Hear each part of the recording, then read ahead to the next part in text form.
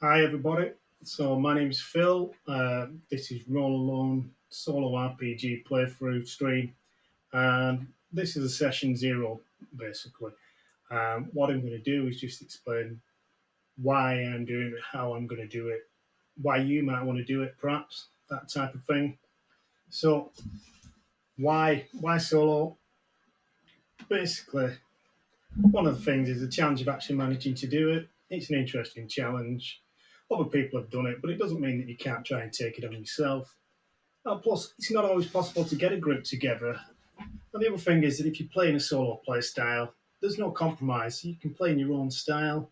So if you want to go full murder hobo or hour-long monologuing, who's going to stop you? Also, there's no waits for your turn. So you don't have to wait for your next go because you're doing everything. So basically, I'm going to try and keep this light, not for too long. It's just to try and give you a bit of grounding in how my campaign will work. If you're interested, fantastic. Hopefully, you'll come back and you'll want to watch again, that type of thing. So, issues with playing solo. Well, okay, what's the issues with playing solo? Numbers. Dungeons and Dragons 5th edition, it's designed around a party of usually 4 to 6. So, how are you going to keep a character alive? Right, well, let's have a see here. Well, what I'm going to do is I'm going to go down the Gestalt route of matching two classes together and taking the best of each. So that, well, basically, every time I level up my character, I'll dual level, so I'll be taking the best of both. But I'll be using a sidekick as well. So I've gone for a fighter companion with defense. Then that way, it'll make it more difficult for the opposition to attack my player character.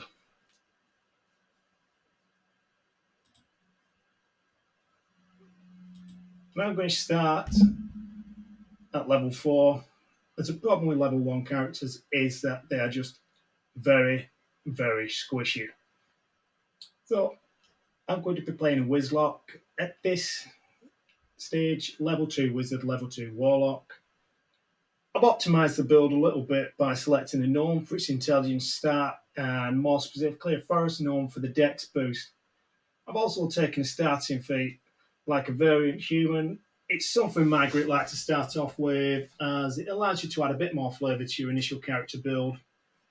So I've taken tough to boost my gnome Wizlock and try and keep him in the fight a bit longer. As he's level 4 now, I've also given him another feat, which is Spell Sniper.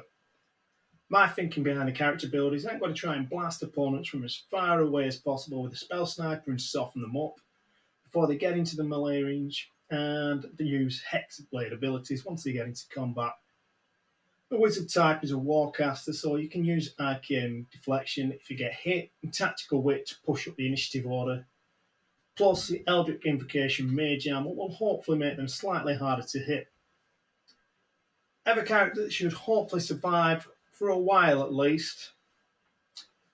So, world building then.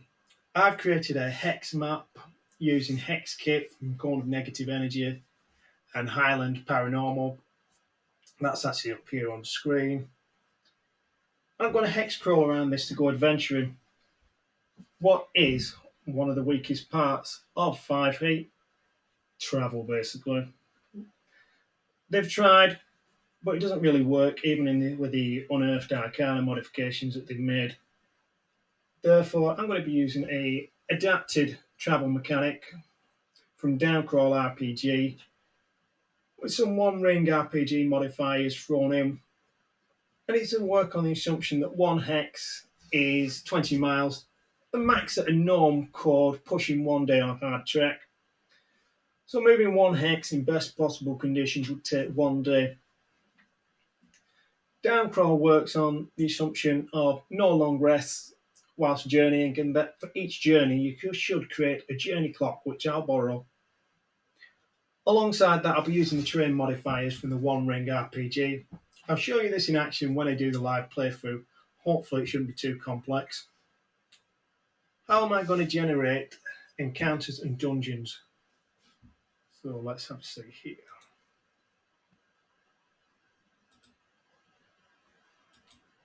Oh yeah, so this is a character sheet. This will be one I'll be using. D&D Beyond. Nice thing is now they put dice on it, so you can actually roll a dice, and you'll be able to see on screen, hopefully, what my results are. So we see there, go on, roll the dice.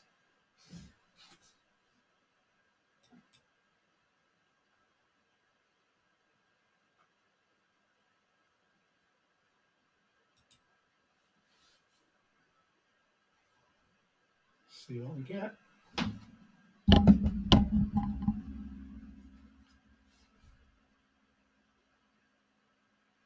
Let's have a look at those results. 9, not brilliant. But anyways, so yeah, that'll be my character, Granville Dargent. But I'll go through that a little bit more when I actually play a proper playthrough. So yes, I will be using. Where was I?